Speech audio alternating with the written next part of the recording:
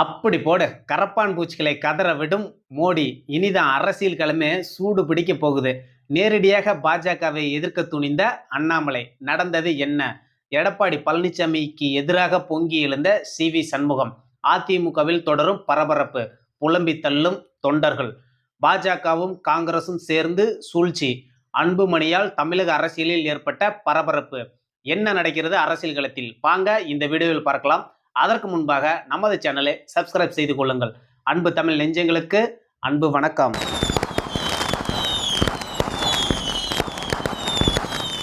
இந்த கரப்பான் பூச்சியால் நம்ம நாட்டில் கடந்த ஒரு மாத காலமாகவே பல்வேறு பிரச்சனைகள் தொடர்ந்து நடந்துக்கிட்டே இருந்துச்சு. ஒரு வழியாக அந்த பிரச்சனைகளுக்கு எல்லாமே பிரதமர் மோடி அவர்கள் முடிவு கட்டிட்டாரு.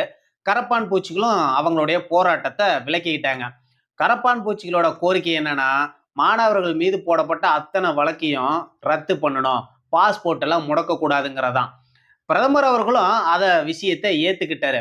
ஆனா முக்கியமா ஒரு கண்டிஷனை போட்டிருக்கிறாரு. அது என்னன்னா, மாணவர்கள் மேல போட்டிருக்கிற வழக்குகள்லாம் நாங்க திரும்ப பெறதை நாங்க ஏத்துக்கிறோம், ஒத்துக்கிறோம் அப்படின்னு சொல்லிட்டு உத்தரப்பிரதேசம், பீகார்ல போட்ட மாணவர்கள் மீது போடப்பட்ட வழக்குகள்லாம் கூட திரும்ப பெற்றுட்டாங்க. ஆனா அதுலதான் பிரதமர் மோடி அவர்கள் ஒரு முக்கியமான ட்விஸ்ட்டை வச்சிருக்கிறாரு. அது என்ன ட்விஸ்ட்னா, ஒண்ணு நீங்க நீட்டு தேர்வு எழுதின அனுமதி அட்டையை காட்டணும். அப்படி இல்லையா, இதுக்கு முன்னாடியாச்சும் நீங்க நீட்டு தேர்வுக்கு எழுதினதுக்கு உண்டான ஆவணங்களை நீங்க காவல்துறையில சமர்ப்பிக்கணும். அப்படி நீங்க சமர்ப்பிச்சீங்க அப்படின்னா உங்க மேல வழக்கு கிடையாது அப்படிங்கிற ஒரு ட்விஸ்டையும் வச்சிருக்குது. இதுதான் கரப்பான் பூச்சிகளுக்கு இல்லைங்க, அப்படியெல்லாம் இல்லை, எல்லா மாணவர்கள் மீதும் வழக்கு பதிவு பண்ணணும் அப்படின்னு அவங்க கோரிக்கை வச்சிட்டு இருக்கிறாங்க. அந்த கோரிக்கையெல்லாம் மறுபடியும் மத்திய அரசு நிராகரிச்சிருச்சு. உடனே இந்த கரப்பான் பூச்சிகள் நாங்க அப்படியெல்லாம் வாபஸ் வாங்கலைன்னா நாங்க மறுபடியும் நாடு தழுவிய போராட்டம் பண்ணுவோம் அப்படின்லாம் அவங்க பேசிட்டு இருக்கிறாங்க.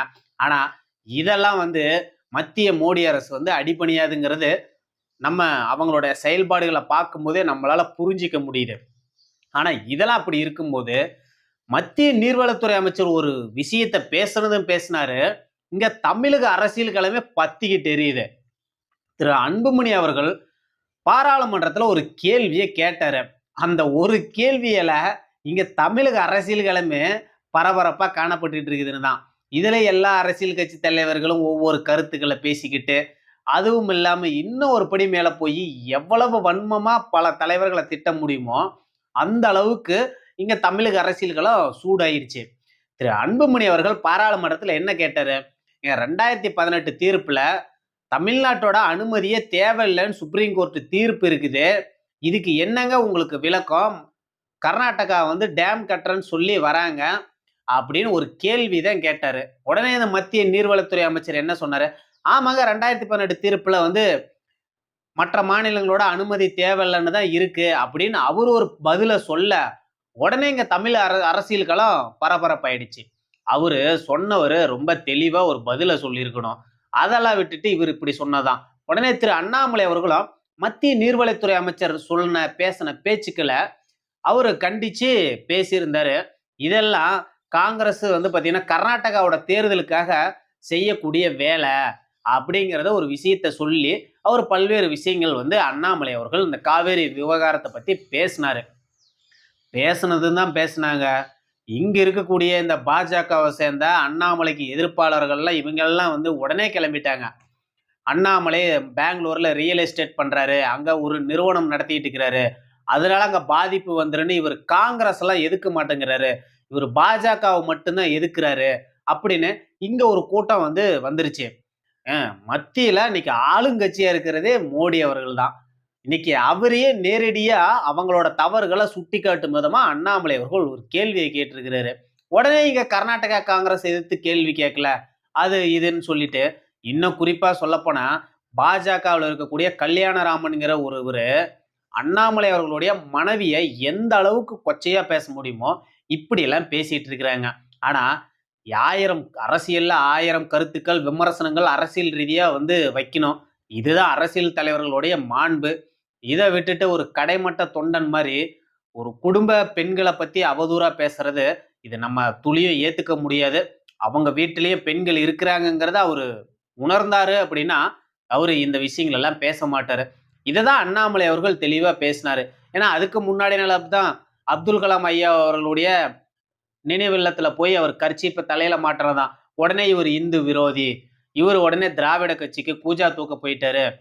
இவர் இந்துக்கள மட்டும்தான் மதம் சார்ந்து, ஜாதி சார்ந்த விஷயத்தெல்லாம் வீட்ல பூட்டி போட்டு வச்சுக்கிட்டு வரணும். அவருக்கெல்லாம் அது இல்ல. இஸ்லாமியர், கிறிஸ்தவர்கள்லாம் அவர் கடைபிடிக்க மாட்டாரு. அவங்களுக்கெல்லாம் இந்த விஷயங்கள் பொருந்தாதாட்டங்குது. அண்ணாமலை இந்து விரோத நாடகத்த ஆரம்பிச்சுட்டாருன்னு, அண்ணாமலை மீது எவ்வளவு விமர்சனம் வைக்க முடியுமோ, இவ்வளவு விமர்சனங்கள் வைக்கிறாங்க. என்னங்க அவரு தப்பா கேட்டுட்டாரு? மத்திய நீர்வளத்துறை அமைச்சர் சொன்னத தான் அவரு கேள்வியே கேட்டாரு. அதுக்கு ஆக்கப்பூர்வமா நீங்க ஒரு பதில சொல்லுங்க. அத விட்டுட்டு அண்ணாமலை அவர்கள தரங்கெட்ட விஷயங்கள் பேசுறதோ, அல்லது அவங்க குடும்ப உறுப்பினர்கள பத்தி பேசுறதோ, இது அரசியல் நாகரிகத்துக்கு துளியும் சம்மந்தம் இல்லாதது. அப்படிப்பட்டவங்கலாம் நீங்க அரசியல் களத்துல இருந்து இவ்வளவு நாட்கள் என்னத்த நீங்கலாம் சாதிச்சீங்களோ தெரியல. அன்புமணி அவர்கள் வந்து அவரோட அறிக்கையில கூட ஆக்சுவலா இந்த விஷயங்களே வந்து பார்த்தீங்கன்னா, நம்ம சொல்லணும் அப்படின்னா, நம்ம தமிழ்நாடு, கேரளா, பாண்டிச்சேரி இது எல்லாமே அனுமதி இல்லாம கர்நாடகா டேம் கட்ட முடியாதுங்கிறது தான் ஏற்கனவே 2018ல குறிப்பிட்ட தீர்ப்பு. இது அதுக்கும் முன்னாடி காங்கிரஸ் ஆட்சி காலத்திலேயே இது ஒரு தீர்ப்பு நமக்கு வந்திருக்குது. அத கூட அம்மையார் ஜெயலலிதா அவர்கள் வந்து மத்திய அரசோட போராடி உச்சநீதிமன்ற தீர்ப்ப அரசிதழ்ல வர வச்சதுக்கு மிக பெரும் பாடுபட்டாங்க. அதுக்கப்புறம் நரேந்திர மோடி அவர்கள் வந்தது காவேரி மேலாண்மை வாரியம் அமைச்சு நம்ம தமிழ்நாட்டுக்கு கடந்த ஒரு 7-8 ஆண்டுகளா இந்த காவேரி பிரச்சனைகள் இல்லாம அது மாட்டுக்கும் நீர் வந்துகிட்டு இருந்துச்சு. ஆனா இதுல என்ன பிரச்சனை? இந்த ஒரு 7-8 ஆண்டுகளா காவேரியில கர்நாடகாவுல மழை பெஞ்சுச்சு. தமிழ்நாட்டுக்கும் தண்ணீர் வந்து பிரச்சனை இல்லாம வந்துகிட்டே இருந்துச்சு. இப்ப இந்த ஆண்டு தண்ணீர் மழை பொய்த்து போயிருச்சு. இதனால உடனே அங்க இருக்கக்கூடிய காங்கிரஸா இருந்தாலும் சரி, பாஜகவா இருந்தாலும் சரி, அது எல்லாமே அவங்க வாக்கு வங்கி அரசியலுக்காக அவங்க எடுக்குறாங்க. இதே தான் தமிழ்நாட்டிலயும் இங்க இருக்கக்கூடிய எல்லா அரசியல் இயக்கங்களும் வாக்கு வங்கி அரசியலுக்காக பேசுறாங்கங்கிறதுல துளியும் மாற்று கருத்து கிடையாது. ஆனா ஆக்சுவலா உண்மையாலுமே நம்ம ஒரு தமிழர்களா நம்ம உணர்ந்துக்க வேண்டிய ஒரு விஷயம். நம்ம இத தவறா ஒண்ணும் சொல்ல கிடையாது. ஏன் அப்படின்னா, கர்ம வீரர் காமராஜர் இருக்கும்போது தமிழகத்துல ஒரு 7, 8 அணைகள கட்டி மக்களினுடைய குடிநீர் ஆகாரமாவும், விவசாயிகளோட வாழ்வாதாரமாவும் செஞ்சவரு கர்ம வீரர் காமராஜ் அவர்கள். அதுக்கப்புறம் நடந்த ஒரு இந்த 60, 65 ஆண்டு திராவிட அரசியல் வரலாற்றுல எங்கேயுமே ஒரு அணைய கூட இவங்க கட்டல. இதுதான் இங்க பிரச்சனையே அங்கதான் ஆரம்பிக்குது. கடந்த திமுக ஆட்சியில கூட திருச்சி முக்கொம்புல ஒரு தடுப்பணைய கட்டுனாங்க. ஆனா கர்நாடகாவுல வந்த ஒரே ஒரு வெள்ளத்துல அந்த அணை வந்த உடனே அடிச்சிட்டு போயிருச்சு.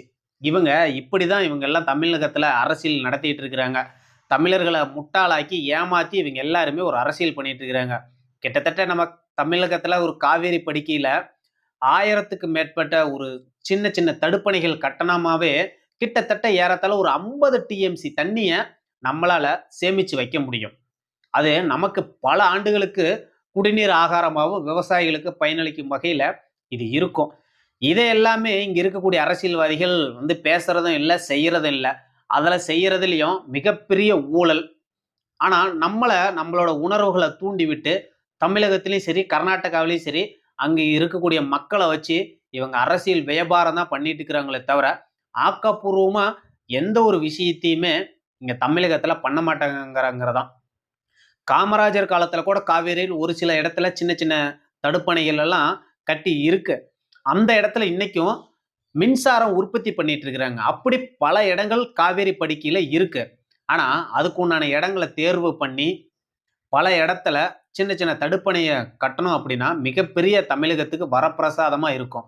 அது அது கருணாநிதி காலமா இருந்தாலும் சரி, அண்ணா காலமா இருந்தாலும் சரி, எம்ஜிஆர் காலமா இருந்தாலும் சரி, ஸ்டாலின் காலமா இருந்தாலும் சரி, பழனிசாமி அவரோட காலமா எல்லா காலத்திலுமே இதுக்கு உண்டான ஆக்கப்பூர்வமா ஏன் இன்னைக்கு இருக்கிற விஜய் அவர்களும் சரி, ஆக்கப்பூர்வமா எந்த விஷயத்தையும் பண்ணாம, இந்த ஒரு விஷயத்த வச்சு அரசியல் ரீதியா தான் காவேரியும், மேகதாதுயும் அணுகுறாங்களே தவிர, இது ஒரு நியாயமான தீர்ப்பையோ, அதுக்குண்டான ஒரு சொல்யூஷன், அதுக்குன்னு நிரந்தர தீர்வுக்கு உண்டான ஒரு பாதைய யாருமே தேர்வு பண்ண மாட்டேங்கிறாங்கங்கிறதான். இத நம்ம ஃபர்ஸ்ட் உணர்ந்துக்கணும். இன்னைக்கு காவிரியில வந்து பார்த்தீங்கன்னா, ஏன்னா அவங்க கூட மேகதாதுவோட டிபிஆர் வந்து மத்திய அரசு ரிஜெக்ட் பண்ணி அனுப்பிச்சிருக்காங்க. இத நம்ம உணர்ந்துக்கணும். மத்திய மோடி அரசு வந்து பார்த்தீங்கன்னா, தமிழர்களுக்கு நலனா தான் அங்க செயல்பட்டுட்டு இருக்குது. ஏன்னா ஏற்கனவே 2018, 19 காலகட்டத்திலயும் சரி, இப்ப சமீபத்திலயும் சரி, மேகதாதுவுடைய அணையினுடைய டிபிஆரை மத்திய பாஜக அரசு ரிஜெக்ட் பண்ணியிருக்கு. அதை விட்டுட்டு இங்க தமிழகத்துல தேவையில்லாத மக்கள் உணர்வுகளை எந்த அரசியல்வாதிகளும் தூண்ட வேண்டாங்கிறது தான் நம்மளுடைய கோரிக்கையாகவும் இருக்கு.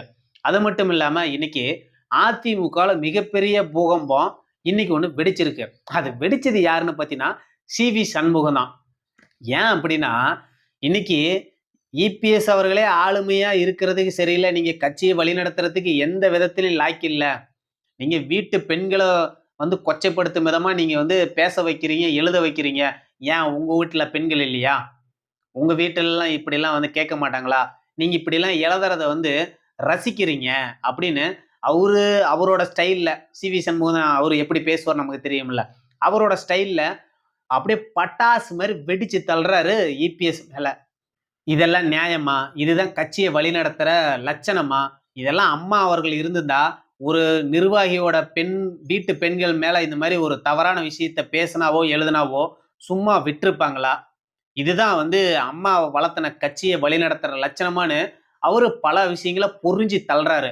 ஆனா இதுதான் அதிமுக தொண்டர்களும் அவங்களும் என்ன பண்றது ஏது பண்றதுன்னு புலம்புறாங்க. ஒரு சிலர் முடியாதவங்க எல்லாம் இன்னைக்கு தான் வாரம் டிவி கேவல போய் இவங்க எல்லாம் கட்சியில போய் சேர்ந்துட்டு இருக்கிறாங்க. இன்னும் இருக்கிற கொஞ்ச நெஞ்ச தொண்டர்களும் இவங்க இப்படியே அடிச்சுக்கிட்டு இருந்தாங்க அப்படின்னா அவங்களும் வெவ்வேற கட்சி பக்கம் பூந்து போயிருவாங்கங்கிறது உண்மை. இதையெல்லாம் வந்து பாத்தீங்கன்னா நிரந்தர தீர்வுனா ஒண்ணு எடப்பாடி பழனிசாமி அவர்கள் எல்லா தலைவர்களையும் கூப்பிட்டு அனுசரணையா பேசி அரவணைச்சு போகணும். அப்படி இல்லையா இங்க அதிமுகவுடைய பல தலைவர்கள் சொல்ற மாதிரி அவர் பதவியை விட்டு விலகணும். இது நடந்தாதான் என்னவோ அதிமுகவுக்கு ஒரு தீர்வு கிடைக்குமோ என்னவோ நமக்கு தெரியல. ஆனா இந்த காவேரி விவகாரத்துல வந்து பாத்தீங்கன்னா இன்னைக்கு அன்புமணி அவர்கள் இன்னொரு விஷயத்த கொளுத்தி போட்டுட்டாரு. பாஜகவும் காங்கிரஸும் கர்நாடகாவில் சேர்ந்துக்கிட்டு இவங்க சூழ்ச்சி பண்றாங்க. அவங்கெல்லாம் தேர்தலுக்காக மேகதாதுவை வச்சு பார்த்தீங்கன்னா நாடகம் பண்ணிட்டு இருக்காங்க, நடிச்சிட்டு இருக்காங்க. இதெல்லாம் வந்து எடுபடாது. இங்க இருக்கக்கூடிய காங்கிரஸ் தலைவர் என்னவோ அவர் ஏதோ அவர் புதுசா இன்னைக்கு தான் வந்து தலைவராக இருக்கிறாரு. அவர் என்னவோ வந்து கர்நாடகாவோட காங்கிரஸ் வக்காலத்து வாங்குற மாதிரி இவர் பேசிட்டு இருக்கிறாரு அப்படின்னு இவர் ஒரு விஷயங்கள் வந்து கொளுத்தி போடுறாரு. அன்புமணி அவர்கள் வந்து அவர் இன்னும் ஒரு படி மேல போல, நாங்களாம் ராணுவத்தை பார்த்துட்டோம், போலீஸை பார்த்துட்டோம், அடிதடி பார்த்துட்டோம், வழக்குகளை பார்த்துட்டோம்.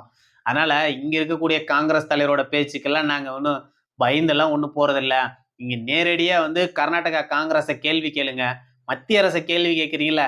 இங்க உங்களோட காங்கிரஸ் தான் கர்நாடகாவில் ஆட்சி இருக்குது. அவங்கள கேள்வி கேளுங்க. ராகுல் காந்தி வர ஆகஸ்ட் மாசம் முதல் வாரத்துல தமிழகம் வராரு. அவர்கிட்ட காவிரி விவகாரத்தை தமிழுக்கு ஆதரவா தமிழ்நாட்டுல இருந்து பேச சொல்லுங்க. அப்ப நீங்க எல்லாம் பேசுறதெல்லாம் ஏத்துக்கலாம். அதெல்லாம் விட்டுட்டு நீங்க அரசியலுக்காக வந்து நீங்க எல்லாம் பேசிட்டு இருக்கீங்க. கர்நாடகாவோட தேர்தலுக்காக கர்நாடகா காங்கிரஸும் தமிழ்நாட்டு காங்கிரஸும் சேர்ந்து இவங்க எல்லாம் பேசிக்கிட்டு இவங்க எல்லாம் ஒரு நாடகத்தை நடத்திட்டு இருக்கிறாங்கன்னு அன்புமணி அவர்கள் அவர் ஒரு பக்கம் பேசிட்டு இருக்கிறாரு. ஆனா இங்க எல்லா கட்சிகளுக்கும் ஒரு பிரச்சனையே அன்புமணி அவர்கள் மாநிலங்களவையில கேட்ட ஒரே ஒரு கேள்விதான். அந்த கேள்வியை வச்சுதான் இன்னைக்கு தமிழக அரசியல்களுமே படு சூடாகி பரபரப்பா நடந்துகிட்டு இருக்குது. இதுல தான் பல அரசியல் தலைவர்களும் மாட்டிக்கிட்டு முழிக்கிறாங்க. இதுலயும் திரு அண்ணாமலை அவர்கள் ஒருபடி மேல போய் பாஜகவுடைய உண்மை ஒரு விஷயத்தை தான் பேசினாரு. இது கர்நாடகா தேர்தலுக்காக பாஜக செய்யக்கூடிய வேலையான ஒரு கேள்வியை கேட்டாரு. இதுதான் உடனே இங்க இருக்கக்கூடிய அண்ணாமலை மேல பல வன்மங்களை காரி உமிழ்ந்துட்டு இருக்கிறாங்க. ஆனா இதெல்லாம் அரசியல் ஒரு விமர்சனங்களா அரசியல் ரீதியான விமர்சனங்களால தான் எதிர்கொள்ள முடியும். அதை விட்டுட்டு குடும்ப பெண்கள் மேல வீட்டு பெண்கள் மேல இந்த மாதிரியான தேவையற்ற விமர்சனங்கள் வந்து பாத்தீங்கன்னா அரசியல் களத்துல அநாகரிகமானது. அது அவங்களுக்கும் பொருத்தமற்றதுங்கிறது மட்டும்தான் நம்மளுடைய கருத்துக்கள் கூட. அது மட்டும் இல்லாம இன்னைக்கு பாராளுமன்றத்துல வந்தே மாதரம் சட்ட மசோதாவை நிறைவேற்றிட்டாங்க. இனிமேலுக்கு வந்தே மாதரத்தை அவமதிச்சாவோ கேலி கிண்டல் பண்ணனாவோ 3 ஆண்டு சிறை தண்டனையா விதிக்கிற அளவுக்கு சட்ட மசோதாவை கொண்டு வந்துட்டாங்க. ஏன்னா அது தமிழ்நாட்டுக்கு வேணும். ஏன்னா இங்க இருக்கக்கூடிய எல்லா அரசியல் தலைவர்களும் வந்தே மாதரத்தை அவமரியாதை பண்றதுதான் இவங்களுடைய ஒரே நோக்கமா இருக்கு. இனிமேலுக்கு அவங்க எல்லாம் பேச மாட்டாங்க. அது மட்டும் இல்லாம மோடி அவர்கள் சொன்ன மாதிரியே வினாத்தாள் கசிவுக்கு 10 ஆண்டு வரையிலும் செயல் தண்டனையும் 10 கோடி ரூபாய் அபதாரம் விதிக்கிற அளவுக்கு சட்ட மசோதாவை கொண்டு வந்துட்டாங்க. இது இப்ப சம்பந்தமா தமிழகத்தினுடைய எம்பி பாராளுமன்றத்தில் கேள்வி கேட்க போய் அது என்னடானா அங்க இருக்கக்கூடிய ஒரு இளம் ஆந்திராவோட இளம் எம்பி நீங்க இப்படியே பேசுங்க, இப்படி நீங்க பேசுனீங்களா தான், இப்படியே நீங்க தமிழ்நாட்டுல வச்சுக்கிட்டு இருந்தீங்கன்னா தான், தமிழ்நாட்டுல இருக்கக்கூடிய தொழில் நிறுவனங்கள் எல்லாமே ஆந்திராவுக்கு வரும். இதெல்லாம் எங்களுக்கு நல்லது தான். உங்களோட ஸ்டாண்டர்ட்ல நீங்க கரெக்ட்டா இருங்க அப்படின்னு பாஜக ஆந்திராவுல இருக்கக்கூடிய ஒரு இளம் எம்பி தமிழகத்தினுடைய எம்பிய பார்த்து கிண்டல் பண்ற அளவுக்கு இன்னைக்கு கால சூழ்நிலை நடந்து போச்சு. விஜய் அவர்கள் தான் தமிழகத்துல சட்டம் ஒழுங்கை சீர்படுத்தி, ஆந்திராவுக்கு செல்லக்கூடிய இந்த தொழில் நிறுவனங்கள்லாம் தக்க வச்சு, தமிழக இளைஞர்களுக்கு இந்த வேலை வாய்ப்புகள குடுக்கணுங்கிறது மட்டும் தான். அதனால இங்க திமுகவோ எல்லாமே இவங்க எல்லாமே ஒரு சுய அரசியலுக்காக தான் அவங்களுடைய அரசியல் பண்ணிட்டு இருக்காங்க. விஜய் அவர்களும் அரசியல் பண்ணுவாரு. ஆனா, அந்த அரசியல எப்படி மாற்றத்துக்காக மக்களுக்கு உங்கள விரும்பி வாக்களிச்சாங்களோ, அந்த மாற்றத்த நீங்க செயல்ல காட்டணுங்கிறது மட்டும் தான், இன்னைக்கு இருக்கக்கூடிய தமிழக மக்களும் சரி, இளைஞர்களும் உங்ககிட்ட எதிர்பார்க்கக்கூடிய விஷயம். செய்வாராங்கிறத நம்ம பொறுத்திருந்து பார்க்கலாம். நன்றி, வணக்கம்.